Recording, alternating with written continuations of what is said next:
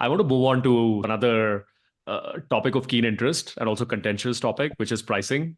I think every founder that I've met, every product leader, and I've been a product manager myself, like pricing is this kind of monkey on your back, right? That you're trying to figure out. And I know you have done a lot of work around pricing for new products at Square. What are some of the frameworks that sort of you used? And what I'm also interested in is as you go in with this framework and this hypothesis, you come out with a model when it hits the market, when it actually hits Mhm. the customers, right? And you start getting feedback from it. What were your learnings there in terms of the delta between, hey, there's something that you strategically conceptualize, and then how customers look at it? Because customers look at things in a very different way. Definitely. It's very interesting to go from the academic to the realistic. Yeah. And honestly, every time I actually embark on a pricing project, I go back and listen to Madhvan from Simon Kucher. I don't know if you've read any of his content. He wrote Monetizing Innovation. Hmm. I'd love to give an unsolicited shout out to him and his work in this space, quite honestly, because I think it's always really helpful for me to go back to some anchor point on pricing because there's just so much also like psychological impact of it, but then there's also the economics impact of it, of here are the numbers, here's what works, here's what doesn't, here's the ranges. But there's a bunch of, when humans are making decisions, it's never just quite as logical as you might think. I won't talk about his work in detail because I think he does a much better job than I ever could. I would encourage listeners to check him out, and he has really fun pricing stories. So I always enjoy them.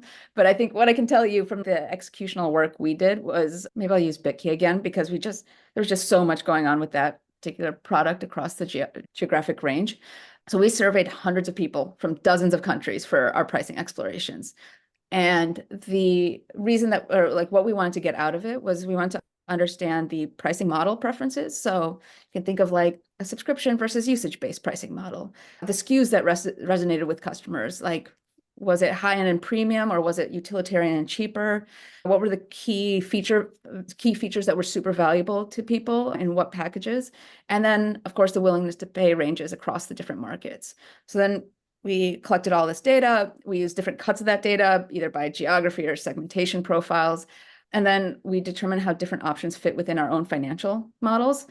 Then we also looked at it from like a competitive landscape. What were the competitive pressures one way or another? And then we also, I guess, anchored it in some overarching pricing principles, because even if the ROI calculations were strong, we also wanted to make sure that we were staying true to our values, because pricing is as much part of the product as a feature set of a product. And so that was like the process we took pre-launch. And so we came up with numbers. We had really strong confidence in those numbers. But like you said, until it's out there, until it's in market, you'd never really know what if the customer, what they say is the same as what they do and how they choose products. So to me, I think of it as we knew that pricing was something that we could change and iterate on. Again, to the point of it is a part of the product as anything else. You're iterating on the features. Whatever you launch with isn't what's going to be in existence for years and years afterwards. So you don't have to, I think, feel this like stress going into it. You'll see if people are willing to pay what you're asking them to pay pretty quickly. And if the numbers aren't looking good, either you increase capabilities of your product or you decrease the price because something's not resonating. There's a decoupling of what people expect and what they're willing to do. So I think you find out pretty quickly when you ask for money if this was worthwhile, and you can still iterate on it. It's not a set in stone type of thing.